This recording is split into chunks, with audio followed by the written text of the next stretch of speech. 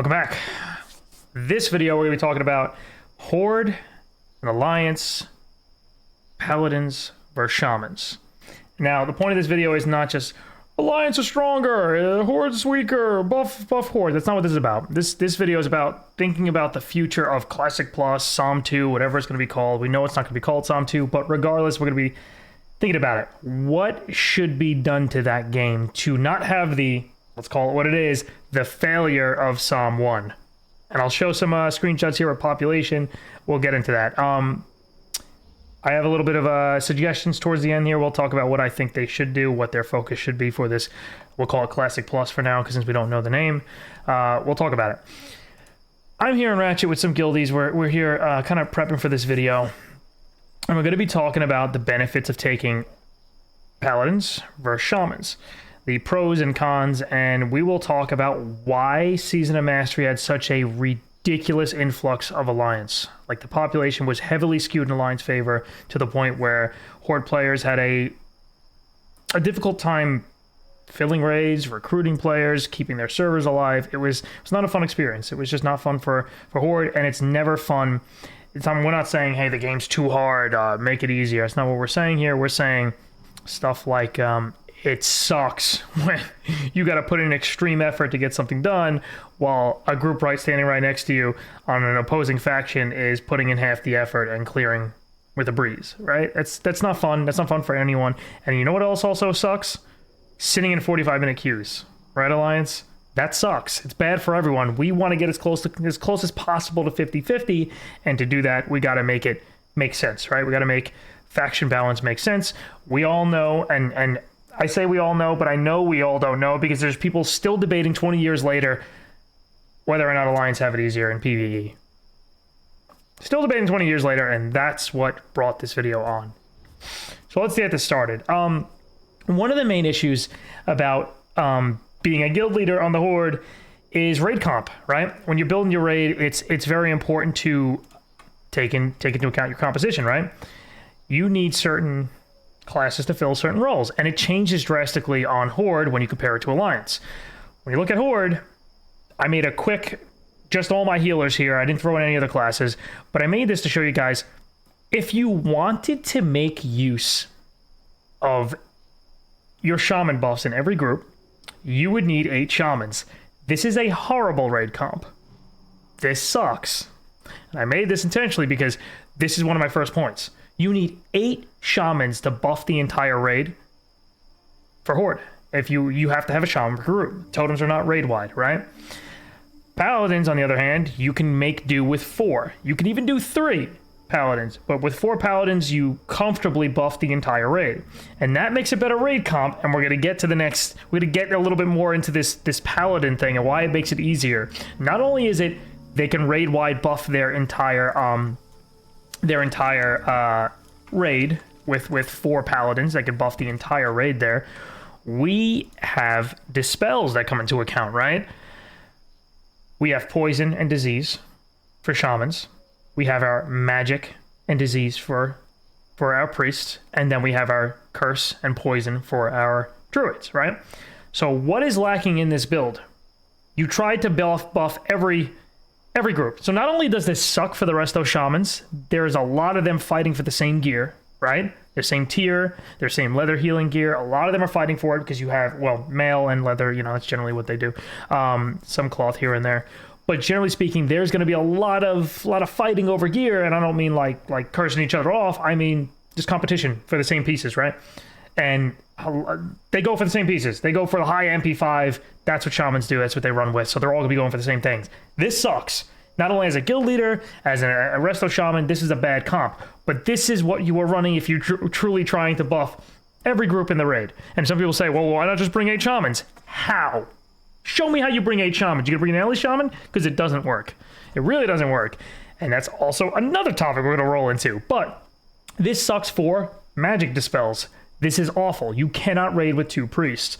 They cannot handle the magic dispels with 2 priests. It's just not enough. And these are our only magic dispels on the Horde. Looking at an Alliance raid comp, you'll notice something. We don't care what group they're in. They could be spread out because they do have auras. They're not all that important, but they're still beneficial. So you could make a tank group, put the Holy Paladin here, have them run Devotion Aura, and you have your tanks in here, give them the extra armor. Yeah, you should do that. That's good. You should definitely do that. But you'll notice 4 Paladins is really all you need. You could bring a 5th one, which is what I would actually prefer, unless you were going to make one of these priests like Shadow Weaving, where they're going to apply the Shadow debuff to increase shadow damage to the target, and then they'll go back to healing. They're not really a DPS, so you kind of pull away from the efficiency of that healer for the increased DPS of the raid. But you'll notice something. Paladins can dispel poison, disease, magic. They are the only class in the game that can dispel 3 debuffs. 3 debuff types. The only thing they can't dispel is curse. That makes your raid composition a lot easier to create and work around.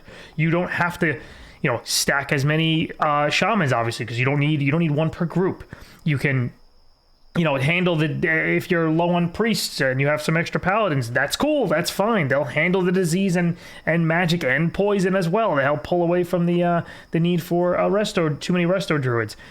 It's just incredible how efficient that is for raiding and for a raid leader and a guild leader when you're trying to build raids, right? And we're gonna show something that I don't even think needs to be shown as an example. We're gonna do 2 things here. So this isn't just about, oh, look how crazy Alliance is, right? This is about reality of what Horde guilds face, what Alliance guilds face. So we're gonna get to a couple things. I'm gonna double dip on this little killing here, where I'm gonna get killed. All right. What I mean by that is Shamans, when they die, their totems disappear, right? They lose their buffs. We don't have their totems in the raid anymore. So if I killed him, his totems would disappear. I'm not going to kill him because I don't need to show that as an example, right? We know that. When the shaman dies, his totems are going to die, go away. What happens when the paladin dies? We know what happens, right? Nothing. They lose their aura. And that's it. That's not their main buff. Their main buff is what you see right there, Blessing of Kings, which is by far the strongest buff in the game. And to concentrate on Blessing of Kings here before we move to our little PvP scenario here is Blessing of Kings is by far the strongest buff in the game. It is the only buff in the game that scales with gear. There is a little bit of an argument to say, well, wait a minute, when Fury does scale with gear, you are correct. That is only melee and it's only DPS. Kings scales with gear. It is the only buff in the game, player buff. Obviously, there's like world buffs and such.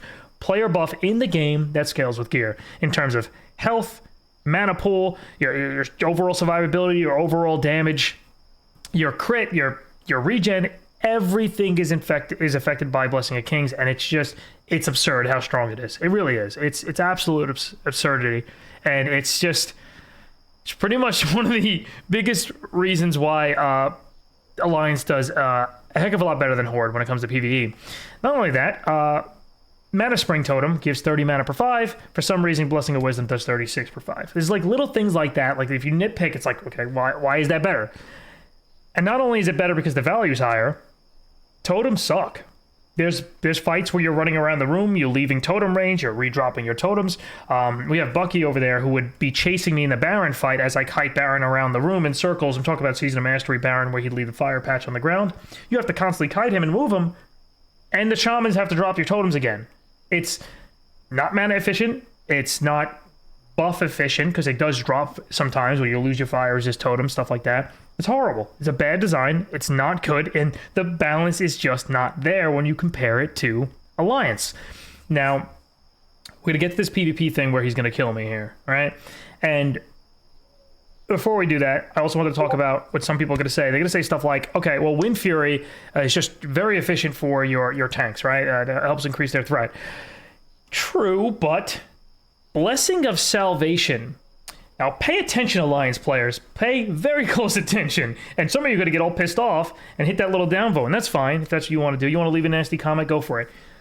Ready? I'm going to call it how it is.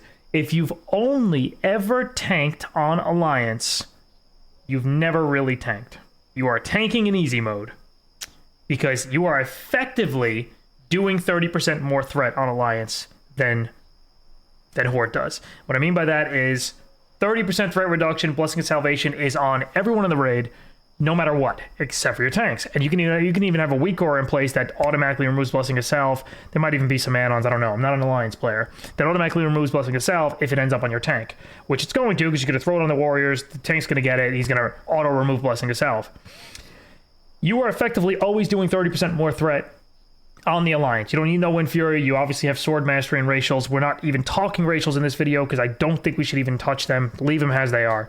Well, Blessing of Salvation. Incredible. Not only does it make your DPS much, much higher in the raid, they could start sooner. They almost never have to hold back. And if they have to hold back DPS on Alliance because of threat issues, your tank is horrendous. They are so bad. I cannot stress how easy it is to tank on Alliance. And this also brings into account tank survivability, believe it or not. Blessing of Salvation will increase your tank survivability. Why? Because as a tank, you can now wear more prot. As a main tank, I know this, trust me, you can wear more survivability pieces, more pieces that increase your defense and your health to help you stay alive, because you're not constantly having to push threat.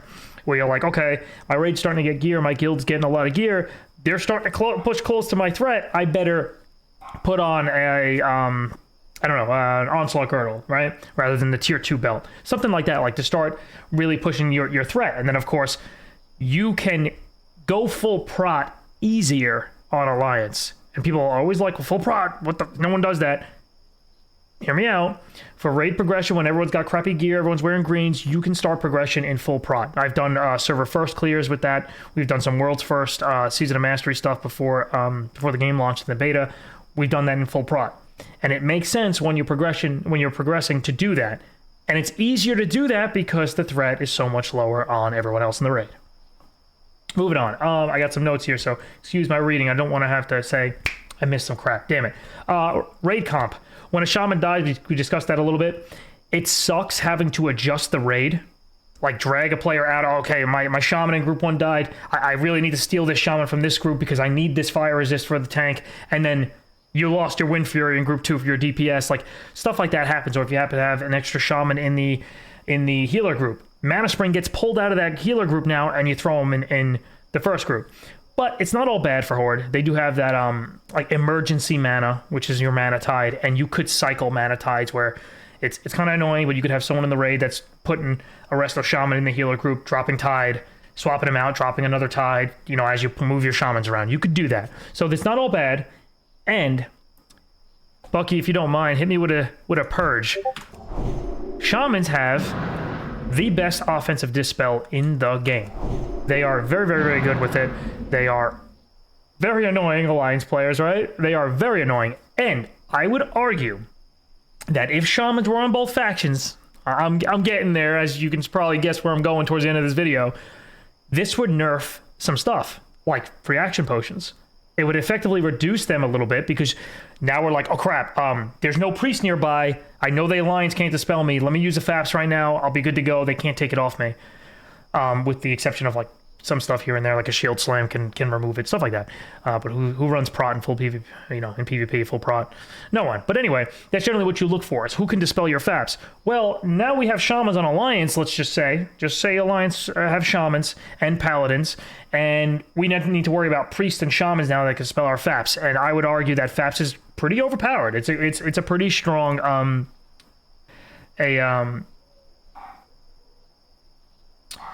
sorry, I got distracted here. Pretty strong consumable, right? You almost need it for it to be effective in PvP, but it's nice to have counters to them, which Alliance have less counters than Horde do. So Horde do have benefits, don't get me wrong. They really do. And Alliance, wouldn't it be cool to have a class that could do this? Go ahead, Bucky. Do whatever you can to blow me up on this Paladin. Blow this thing up. So let's see, like, Alliance, you guys are missing stuff like this. Like, that's cool. That's fun, having a bursty. That's not even a fantastically geared shaman. It's fun having a bursty caster, and feel free to kill it. Go for it. It's just awesome having an elemental shaman out there. I know a lot of people in the Horde really enjoy playing. There you go, nice 1800 crit. That's pretty good when I have under 5k health. it's awesome to have an elemental shaman on your team. They can truly blow people up, and I think a lot of Alliance players would like it, would enjoy it. Not only for the offensive dispels, the Alliance would have Wind Fury and PvP. You'd have your bursty caster. It would. I mean, can anyone debate what I'm about to say? It would deliver a more balanced PvP experience. Everyone has the same class. Like that's like not up for debate, right? If everyone has the same class, it's more balanced. And I get it's not always fun, which is why I truly believe we should not be touching racials at all. Because we don't want to be clones. We don't want to be clones of each other. We still want to have a little bit of variation here and there between Alliance and Horde. Beyond the classes, you have your racials and stuff. I think that's really cool. And I do have reason to believe that Blizzard is about to do what I'm going to suggest. Alliance and Shaman should have both both Shamans and Paladins. They should. Across, no matter what, that's the way it should be for this Classic Plus experience. Now, hear me out, and I know someone's going to say, I already got the response in the forums, bro, if you want that, go play Retail, go play Wrath of the Lich King. If you don't want that, go play Classic Era. I'm going to hit you with that before you even leave that comment. And that being said, I believe Classic Era should get its own fresh servers if you want to play it, but let's be real, Blizzard already confirmed, and it's already confirmed, that there is going to be a Season of Mastery 2, not called Season of Mastery 2. It's not called Season of Mastery 2, they already confirmed that, but we will be getting another season. In my opinion, this should be Season of Balance. Pick a better name, but that should be the goal. That should be the design goal behind this season is do not make the same mistake in SoM 1. And that's going to bring me to my resources here in a second here. Before I do that, I'm gonna finish this off a little bit on. Sorry, I think I got a bunch of stuff going off. Let me mute this. It's gonna bring me to my next conversation here, or my next topic, which is resources to show you guys screenshots of what happened in Season Mastery 1. So not only do we have the superior regen, blah, blah, paladin buffs aren't lost when you die. You got the salve. Kings. So not only do we have the best mana regen on the Alliance, we have Kings for extra mana regen and such. We also have what's called Seal of Wisdom. So if you judge a target, you'll see the Judgment of Wisdom, which will, of course, give you mana back when you melee the target. That is very, very, very good, and it allows for some builds. We had a player that joined us on the Horde. He was used to playing Shadow Priest on Alliance. He came over to the Horde and was like, I'm going to make it work. And he was like, this sucks, I'm leaving. And he actually switched back. He couldn't play his favorite class, Shadow Priest, because he didn't have the mana regen that he had on Alliance. And that's because not only because of Kings, but he didn't have Mana Spring all the time. Sometimes it's very hard to get that to them at all times. We made it work, but beyond that, you don't have your Judgment of Wisdom. You don't have that available, which you do on Alliance. Not only that, there's some classes and specs that really rely on stats. Their attributes, like Kings, plus 10% to your attributes. Feral Druids benefit immensely from that. That is almost their entire source of damage. They don't use their weapon damage, right? That makes them heavily impacted by Blessing of Kings. And when you compare the logs between Alliance and Horde, when you look at stuff like Feral Druids, it shows. It truly shows that they have a massive, and I'm talking specifically about like Cat in my head at least. It affects bears immensely as well, but Cat like DPS, they're just heavily impacted by Kings, and that goes for all classes. They're all heavily impacted, but some builds are almost an impossibility to even use on Horde because it doesn't hold up. It doesn't hold up, and there's a further balance loss by the fact that we don't have Shamans and Paladins on the same faction. There's a lot of balance loss there, and I know I was talking about it in the sense of like PvP, but in PvE too, that's the reality. Is the factions are very, very far apart in their efficiency, and we're going to go there. I had one little note that mechanics can be cheesed by using bubbles in minor thing. So I'm going to go to my websites here. This is the actual population of Season of Mastery when it launched. This is a massive, massive problem. It destroyed Season of Mastery. It all but destroyed Season of Mastery for Horde, where there were almost no players playing on the Horde towards the end. And I would love for some of you guys to check the date. Go ahead, do my homework for me if you like. 2022, this is February. So here's 2021, November. The last week of November, it looks like, and this is December, where people start to raid. They're starting to get up into raids, so the logs are starting to pick them up. That's why it starts off down and starts growing. People are starting to raid, and the population starts to drop. And you'll notice something, that the population of Horde drops pretty drastically. It starts dropping a lot to the point where there's almost no players left.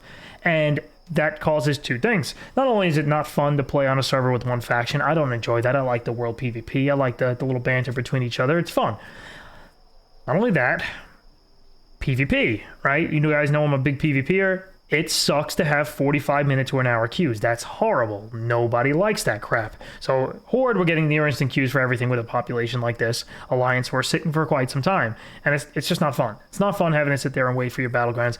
And thank God I remember this, because this is a big point I wanted to drive home. It is already confirmed that the honor system is changing. We all know this, right? If you don't know, now you know. Here you go. Here's the description of it. Ready? There are no brackets. There are no pool parties. There's no more bracket stacking. The only thing that matters to your rank is the honor you earn. That is it. And there's also no D-ranking, by the way. You could D-rank between, like if you're rank 13 and you're halfway to 14, you could D-rank to the beginning of 13, but you can never D-rank back to 12 unless you get dishonorable kills. So there's never really any D-ranking. You'll never go below the rank you currently earned. That being said, this hurts even more if there's a faction imbalance. The further imbalanced the faction is, the harder it will be in the new system. Because if they make the honor cap, there's going to be a set honor number you have to reach. That's kind of up in the air right now. We don't really know what it's going to be, but they use 750 as an example to start. Let's say they do 900k, which I think it's not too easy. It's not too hard. I used to pull 1.4 to 1.6 million honor, but that's very, very no life, right? So I can see if they did 900k to a million right around there, that might be the sweet spot. You still have to put in a lot of effort. But hear me out. As someone who ranked rank 14 5+ times at this point, and I'm going to be doing it again very soon, you don't care so much if your queues are long with the original system. You don't really care because they're long for everyone else on your faction that you're competing with. But if your goal is to hit 1 million honor and you have a 45-minute queue, or you got to get 1 million honor with an instant queue, which is easier, with the new system, this will drastically worsen. Okay, I had a little bit of a recording issue, but I'm going to continue on. Lastly, about this graph. This was the population starting out of the players that said, hey, we're going to roll Alliance off the bat because the raids are going to be much harder, so we're going to need to play the faction that has a little bit easier time. And one topic I wanted to discuss that I'll get to here is the AQ40. Not a single Horde guild in the world cleared AQ40 on the hardest difficulty. Didn't happen. On the hardest, whatever you want to call it, the Season of Mastery difficulty increase for AQ40. Didn't happen. It's a severe balance issue, and that's the truth. I remember someone arguing on the forums, well, the Horde just didn't care. I couldn't help but laugh. It's like anything to just not admit it. That Alliance has it immensely easier in raiding. That's just the truth. That is what it is. It's not up for debate. This has been a topic that's been known for 20 years now, and players truly flocked to the Alliance at the start of Season of Mastery because they knew it'd be easier. Now, this brings me to my next point. We all know the issues with Season of Mastery's balance and population balance. Players are going to be much more likely to make the choice to play Alliance day one. Because the way I look at it, if you had a guild of 40 players that were raiding on the Horde and they quit and went to go play TBC, which a lot of players on the Horde did, they just said, screw this. Right around here, they said, screw it. Screw Blackwing Lair, screw all your content. Horde can barely play the game. I'm out. A lot of players did that. Now, those 40 players, when they quit, that minus 40 from the Horde, right? 40 players left the Horde. And they went to go play TBC. Now, that same guild of 40 will likely make the decision to play Alliance day one. That is now minus 40 from the Horde and plus 40 to the Alliance. That's a major difference. That's an 80-player difference now. That is going to increase the Alliance population and decrease the Horde population further. I am willing to bet here, I'll make a nice little gamble with you, that if they do not do Paladin and Horde, I mean Paladin and Shamans on the same factions, both factions, we will see at least, at a minimum, 80% alliance in the first month. 80%. I'm calling that right now. They will make the same mistake. It will absolutely destroy their game. I will be tweaking this video at some of the devs. I will be messaging them on Discord and say, hey, watch this long 30-minute video and let me know what you think. Hopefully it sways your opinion. But I truly believe that that is the way to go to ensure a quality season. I'm glad I actually messed up the recording because I forgot to talk about one thing. People were saying, well, if you pick, like, let's just say it's a Tauren Paladin and a Dwarf Shaman, what happens at the end of the season? Because those classes rolled into Era. Well, you got 2 ways to go about it. 3 ways, I guess. One is you don't get to keep that character at all, which I don't think is the right way. 2 is essentially have that an era of that version, that season, which I also don't think is the way. It's better than the first option, but my last option would be, actually 4 options. Third option would be go to Classic Era, but it automatically rolls the character to the other faction. So if you played a Tauren Paladin, you are now going to be an Alliance Paladin with that character. And my last option would be to, Blizzard, it is time, you listening? Do a Classic Plus experience. Take this beyond. So when you do a vanilla, you can do a TBC Plus. I'm not a fan of TBC. I'm really not. I don't really like TBC much. I don't like Wrath. Vanilla is like my main game. But I could see them doing it and hopefully fixing some things we really disliked about it. It doesn't necessarily have to be something you do or the player, whoever's watching this video. But Blizzard, if they did that, if they rolled into that, they can just take these classes and roll into it and do some changes. Now, I have huge ideas for Classic Plus that make the project a little more difficult to accomplish. But from a reality standpoint, I think balance should be the absolute focus. We've already gone over that. Maybe some quality of life, like I'll take a guild bank. I like a guild bank. Dual spec, I could take it or leave it. Maybe if they wanted to do that, I wouldn't complain if they did that. And then what I truly think they're going to be doing, and I have reason to believe this, I think we might actually be seeing some sort of rated battleground system. It's a long shot. You would say, oh man, that's never going to happen. That's very unlikely. But there's a few things that happen that hint that not only is the faction balance likely going to happen where we get the Paladins and Shamans on both factions. I'm not going to talk specifics on how I came to that conclusion. I don't know. I honestly don't know. I don't have any inside information other than a little tidbit here that really did lead me to believe that could happen. And that I'll share that. I'm not going to say who said it, but someone on the Classic Dev team said they are taking a great focus on faction balance, population balance, and they're going to take measures to make it happen. And that led people to believe, well, maybe they'll just lock factions. There's a couple other things that led me to believe that this Paladin and Shaman thing is going to happen. Now, they also took a great interest recently in the PTR at fixing the Warsong Gulch map exploits that have been in place for 20 years. And it kind of led me to question, why now? Why 20 years later are you fixing the exploits that have been in Warsong Gulch? Rated battlegrounds. It makes sense. And it also makes sense because of the PvP system change. Rank 14 becomes a little bit simple, but there's something to go for, something to strive for as a true PvPer. Someone's going to get insulted by that. Oh, I'm not a true PvPer if I get the easy rank 14. No, you're not. There might be another system implemented, such as the rated battlegrounds, that allows you to progress further. And I always had an issue. I'm going to wrap this video up, I promise. I always had an issue with WoW's PvP system, where you'd get rank 14 when BWL drops. That I'd get rank 14 almost the first week you can be rank 14. I would hit it. I'd no life it. I'd hit rank 14. And that was like when BWL was dropping. That's like a quarter of the game. You're 25% through the game. You still have, 3/4 of the game to come with nothing to gain from PvP. You got your rank 14. PvP is essentially, it's gone. It doesn't matter besides the fun of like controlling world PvP and messing around and still doing battlegrounds here and there for fun, but there's nothing to earn. That was a true problem for me. This could be a fix. They can say, hey, you can get rank 14, and then we also have this this system here in place, like this rated battlegrounds. I think it's time for Classic Plus. I think it truly is time to sweeten the pot of vanilla WoW and do something different. We've already had the no changes for so long. It's time. It's time for changes. It's time for big changes. I would take it beyond and say, give us a new dungeon. Throw a dungeon in Ungaro. Give us a new raid. Throw it somewhere else. I don't care. Like, I would go that far, but I'm not out of touch where I think like Blizzard's going to give us all this crazy content. I'm not so out of touch that I think that's going to happen, but I think the reality is these other more simple, impactful things that would improve the quality of this Season of Mastery garbage we had the first time around. So guys, let me know what you think about this video. It's time to wrap this thing up.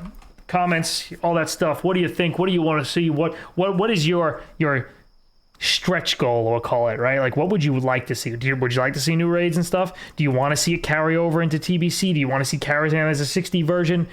Would you play TBC Plus if this Classic Plus rolled into it? Let me know in the comments, and I'll catch you guys in the next exhausting video. Later.